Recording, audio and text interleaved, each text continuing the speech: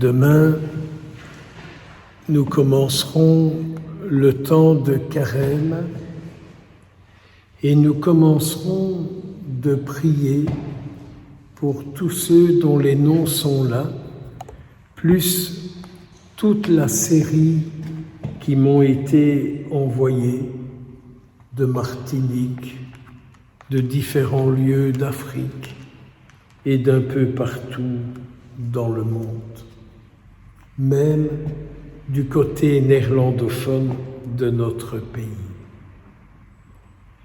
Et je ne vous cacherai pas que la première prière à laquelle je pense aujourd'hui, pour tous ceux, toutes celles qui se sont engagés à prier pour un membre souffrant dans son transgénérationnel, que ces personnes reçoivent toute la grâce de la part du Seigneur de savoir parler correctement en départ du Seigneur. Saint Pierre d'Amiens, que nous fêtons aujourd'hui, vous l'avez entendu dans l'introïte de sa messe, le Seigneur lui a fait la grâce de savoir parler en son nom. Moi, moi, moi, moi. J'ai besoin de rencontrer des gens capables de parler le langage du Seigneur pour moi. J'ai pas besoin de gens qui viennent me faire la leçon. J'ai pas besoin de gens qui viennent me donner ce qu'ils disent être des connaissances, du savoir, parce qu'ils ont lu, parce qu'ils ont compris, parce que. Tout ça, blablabla, blablabla, blablabla. Me vient la parole de cette chanteuse qui a tristement fini sa vie, qui chantait « Parole, parole, parole, parole ». Le jour où nous, chrétiens pratiquants, nous arriverons à parler le langage de Dieu pour les autres, ils iront bien, car ils entendront une parole qui leur est nécessaire et utile. Alors nous pouvons déjà demander cette grâce au Seigneur, pour nous-mêmes bien sûr, et pour tous ceux qui ont à entendre un autre langage que le langage de leur histoire, que le langage de leur vécu, mais entendre la parole de Dieu pour eux aujourd'hui. Nous pouvons simplement reprendre quelques paroles du livre de Ben Sirac le Sage.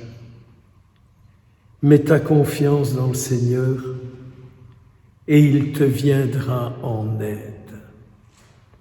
Moi, dans ma propre vie, si je ne veux pas avoir des crampes d'estomac, si je ne veux pas avoir des maux de tête, je n'ai qu'une solution, c'est mettre ma confiance dans le Seigneur et lui dire « Je sais de toutes les inconnues que j'ai à vivre aujourd'hui, je sais que tu es là et que tu me montreras toujours ta présence et le chemin à suivre. » Je pensais à une paroisse où je vais un peu plus régulièrement que dans d'autres.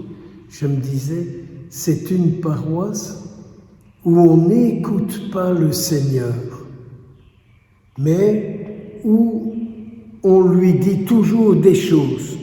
3 demandes de pardon, sempiternellement le même style. Des demandes de prière universelle, des demandes de collecte, des demandes de service. Ça, c'est le canevas de tous les dimanches. Et il faudrait, dans une démarche de conversion, qui est obtenir la grâce de savoir écouter ce que le Seigneur nous dit et redire ce qu'il nous dit. Alors nous parlerons en son nom, nous parlerons son langage. Je me permets de paraphraser pour vous, pour moi, une autre parole de Ben Sirac le Sage. Vous qui êtes ici, vous qui écouterez ou qui regarderez cette vidéo, vous êtes de ceux qui craignez le Seigneur. Faites-lui confiance. Il vous récompensera. C'est sûr, c'est sûr. Ceux qui vont le rencontrer, ceux qui vont l'écouter, il ne peut pas faire autrement que de leur dire « Je vous prépare une récompense. Patience, elle vous arrivera. » Ben Sirac le Sage continue en disant « Celui qui a mis sa confiance dans le Seigneur, a-t-il été déçu ?» Je peux que répondre non. Non, je ne suis pas déçu de la confiance que le Seigneur me fait. Il pardonne les péchés. Il ne me laisse pas enfermer dans mon péché chaque fois que je vais lui avouer. Chaque fois que j'avoue mon péché, il ne me laisse pas dedans, il m'en délivre. Pourquoi n'avouons-nous pas nos péchés? Par peur? Par manque d'humilité? Par manque de connaissance de notre péché? À chacun de voir et de répondre. En tout cas, ceux qui confessent leurs péchés, le Seigneur les sauve au moment de la détresse.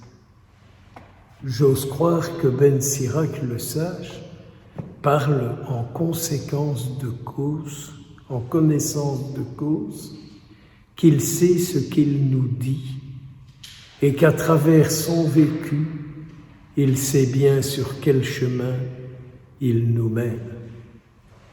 Alors oui, qui est le plus grand dans tout ça? Celui qui babelle et qui sait tout? Celui qui a lu 42 bouquins pieux?